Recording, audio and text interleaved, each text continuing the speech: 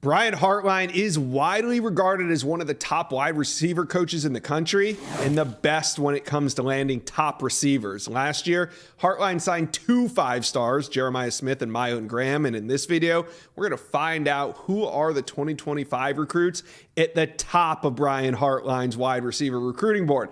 I got Buckeye recruiting insider Matt Parker to break it all down. But first, Ohio State fans, jump on board, hit subscribe. We talk recruiting and transfer portal 365 days out of the year. Hit subscribe for me, please. All right, let's bring on Matt Parker with Letterman Row. And Matt, Ohio State, they already got one wide receiver in the boat, and that's 4-star wide receiver Javen Boggs out of Cocoa Beach, Florida. You know, Hartline likes to recruit the state of Florida, already has one on the commit list, but we know he's not done. And here's a look at who his top targets are. Jamie French, Phillip Bell, and Nan Montgomery. Let's start right there at the top with Jamie French, fresh off of that decommitment from Alabama. He's already taken a couple visits, but mostly in-state. I know Ohio State is trying to get him up there. What's the latest? What are you hearing when it comes to Jamie French and Ohio State? Yeah, Josh, you talk about the visits for Jamie French, and it's worth noting that Jamie French visited Ohio State during the fall as part of the South Florida Express 7-on-7 team that was up at Ohio State on October 21st for the Penn State game. And it's, again, worth noting, on that visit, he was an Alabama commit at the time. So he's certainly well-versed with Ohio State, very familiar with Ryan Day and Brian Hartline. And those two coaches were actually down in Jacksonville last week at Mandarin High School, visiting with Jamie French. And that's certainly the guy that's at the top of the board. Right now, it's looking like Jamie French, as part of the South Florida Express team, will be heading up to Ohio State for a spring practice. As per usual, that typically happens every year just because of the connections with Ohio State and so many guys from the South Florida Express that head to Columbus. But look for that visit to happen sometime in mid-March. I would expect that to be a very critical visit, despite the fact how many of the South Florida Express guys will probably be on campus. Jamie French will certainly be under the spotlight for Ryan Day and Brian Hartline. And he is a good one. Jamie French, the number 14 overall prospect in America. I kind of feel like his recruitment just getting started. I think by the time we hit those summer months, it'll be full hot. And if Ohio State can get him on campus before then, they'll kind of have a foot in the door already when things kind of heat up. All right, next one on the list I got to talk about is Phillip Bell, 108th overall best player. He's from Mission Viejo, California. Ohio State, they like to go to the state of California when they have to, and Phillip Bell, he is a good one. Is there a connection? What's the relationship like with Brian Hartline? Yeah, that's a relationship that really started in the spring of 2023, where Bell visited Ohio State again for a spring practice, really showing how critical spring ball is for Ohio State, especially with those California prospects. That really seems like the only time that the West Coast kids can make it out to Ohio State, just because it's a little bit easier. It's not a game day visit and things like that. But as you mentioned, Phillip Bell being from California, California is a tough state for Ohio State to crack into. But the last time they got a California wide receiver, his name was Chris Olave. So Right. Definitely be on the lookout for Ohio State. I actually like Ohio State right now. I'm not ready to say that they are in the pole position, and I'm not going to put in a prediction or anything like that just yet. But speaking with Phillip Bell last summer at the OT7 Championships in Los Angeles, guy was rocking Ohio State gloves all 3 days he was there, and he's certainly impressed. So I look for him to visit Ohio State very soon.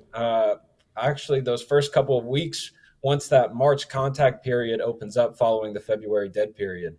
Yeah, the March, April, those are kind of the spring practice months. A lot of teams like to get guys on campus to kind of not only tour the facilities and everything, but see the team in action during spring ball. So it sounds like Ohio State's kind of gearing up for that. Now, one more top target we got to talk about. And he was identified early because I remember talking to you about him in probably September or October. Nan Montgomery, back into the state of Florida. He's down there in West Palm Beach, and he's been on campus before, correct? Yes, sir. So where on the board is he, and what's the relationship between him and Hartline? You know, I put Nan Montgomery out of Cardinal Newman, which is, again, another program that Ohio State has a great relationship. Pretty much all of South Florida, Ohio State and wide receivers Yeah. are the handshake emoji. But like you said, Nan Montgomery is a guy that Ohio State identified early in this 2025 cycle. And because of that, that relationship with Brian Hartline is super, super important. It almost reminds me just a little bit of that Mylan Graham recruitment, where even though Mylan Graham is from Indiana, so it kind of felt like Ohio State was always going to be the one, especially since it identified Mylan Graham early. Look for some in-state programs for Nan Montgomery, particularly Florida, Miami. Those are two programs that I hear about when I'm talking about Nan Montgomery with some folks at Ohio State.